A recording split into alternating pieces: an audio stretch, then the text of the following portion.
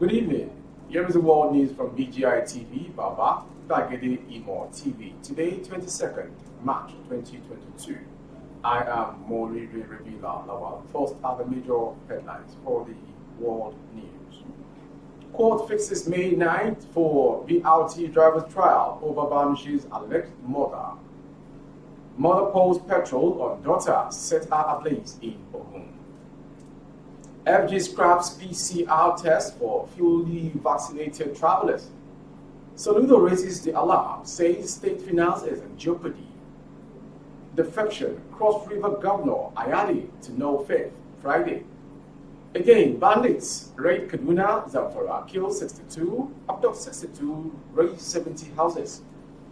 Foreign, Russia-Ukraine war, civilians fleeing Mariupol describe street-to-street battles. Finally, sport. 18 players arrive Super Eagles camp ahead of Ghana clash. Now, the news in detail. The Lagos State High Court, sitting at Tafawa Balewa Square, has fixed May 9th for the commencement of trial of the driver of the bus rapid transport, Andrew Nice or Mini Korel, over the alleged murder of his passenger, Oluwabamshi Ayola. This is after the Lagos State government arraigned the driver on 4 counts bordering on rape, conspiracy, and murder of his passenger, Oluwabamshi Ayola. The Lagos State Director of Public Prosecution DPP, Dr. Jide Martins, has told Justice Sharifa Shunaike that on November 25th, 2021, the defendant allegedly raped a 29-year-old lady, Nneka Mary Jane or Zezulu, without her consent. He said that the incident took place about 7 p.m. at the Lekki Aja Conservative Center of the Lekki Aja Expressway in Lagos.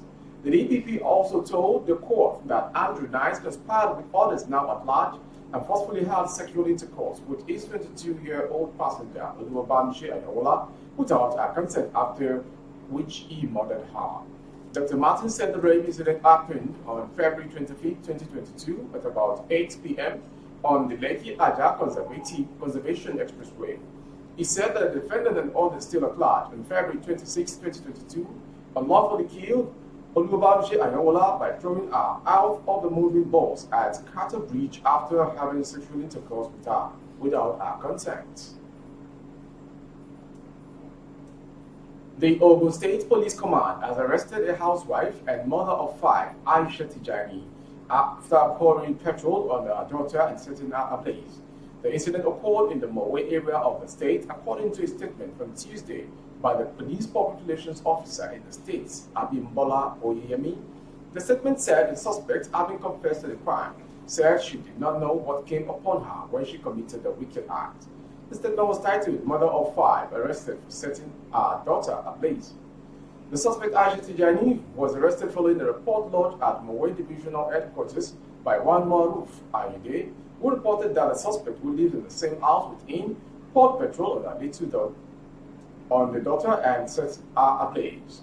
Ayinde stated further that the woman got annoyed because the little girl took a phone she seized from one of her children from where she kept it and gave it back to the child, and the phone was seized. Still on the world news coming from BGI TV, fully vaccinated inbound travelers would no longer be required to take a pre-departure PCR COVID-19 test, the federal government said on Monday.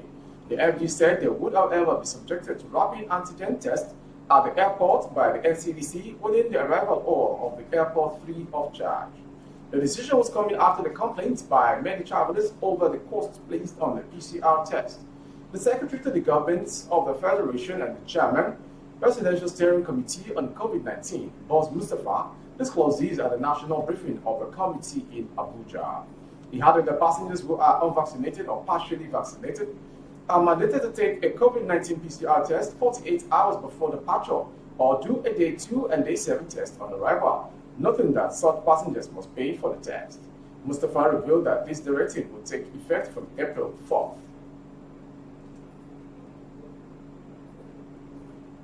The newly sworn-in governor of Anambra State, Charles Chukwuma Soludo, has raised alarm over the state of economy of Anambra, which he said was in a bad shape. Speaking during Arise TV morning show on Tuesday, Soludo betrayed silence, claiming his predecessor, Willie Obiano, had left a paltry sum of between 300 and 400 million naira in the state coffers. He, however, claimed he inherited a working debt running to hundreds of billions of naira from his predecessor. The governor further expressed worry concerning this ugly development, saying the state finances is in bad shape and in dire need of restoration. Following this shocking revelation, in the Anambra have taken to social media to berate the former governor, who is currently under the EFCC detention over allegations bordering on fraud and financial impropriety during his tenure as governor of Anambra State. Earlier on, the Punch reported that the anti-graft agency had arrested Obiano on the night of Thursday, March 17th, at the Murtala Mohammed International Airport in Lagos following his handover ceremony. The former governor was later granted bail after spending 5 days in the EFCC detention, although he has not yet affected his bail conditions as at the time of filing this report. A federal high court, Abuja, will on Friday deliver judgment in a suit filed by the People's Democratic Party against Governor Ben Ayade of Cross River State. The PDP, through its counsel Emmanuel Bukala San, had filed a suit marked FHC ABJ CS 975-2021 before Justice Taiwo to seek an order sacking the governor and his deputy over the defection to the All Progressive Congress, among others. The news agency of Nigeria on Tuesday gathered from Court 7, where Justice Taiwo presides, that the judgment in suit number FHC/ABJ/CS/975/2021 filed by the PDP against Cross River Governor and his deputy will come up on Friday, March 25th. NAN report that Taiwo had on Monday ordered 2 House of Representative members representing Cross River and 18 lawmakers from the state's House of Assembly to vacate their seats over the defection to APC. Justice Taiwo, in the judgment, dismissed the defense argument that the PDP plaintiff had no local standing legal right to institute the case. He also dismissed other preliminary objections raised by the sacked lawmakers. Taiwo ruled that the argument of the lawmakers that there was rancor in the PDP, which necessitated their defection to APC, was employed to mislead the court. From that story, we'll go to a very disheartening story. The orgy of violence in the northern part of the country has claimed 60 lives in Kaduna and Anambra State. 25 persons, including 2 military personnel, were reportedly killed, while the riot policeman allegedly shot a passerby, and no fewer than 70 houses were razed on Sunday, following an attack by terrorists on Agban Kagoro in the Kaura local government area of Kaduna State. The 2 local governments are in the southern Kaduna area of the state and show boundaries. In Anambra State, bandits killed 37 persons and kidnapped 62 others in Jui and Dorua villages in the Bungudu local government area, while 20 others were killed in Ganar Iyawa village in the Bukbyung local government area on Saturday. The Kaduna killings sparked protests on Monday as irate youth from the affected area blocked the road and attacked travelers. It was learned that a bus was set ablaze during the protests as riots. Policemen fired into the protesting youth, with a bullet allegedly hitting one of the protesters. This forced the state government to impose a 24-hour curfew on the Jema and Kaura local government areas of the state. Now to the foreign story. Civilians making a dangerous escape from Ukraine's embattled southern hub of Mariupol described fleeing through street-to-street gun battles and passed on buried corpses as a steady Russian bombardment tried to pound the city into submission, while Russian forces carried on with the siege after the city's defenders refused demand to surrender.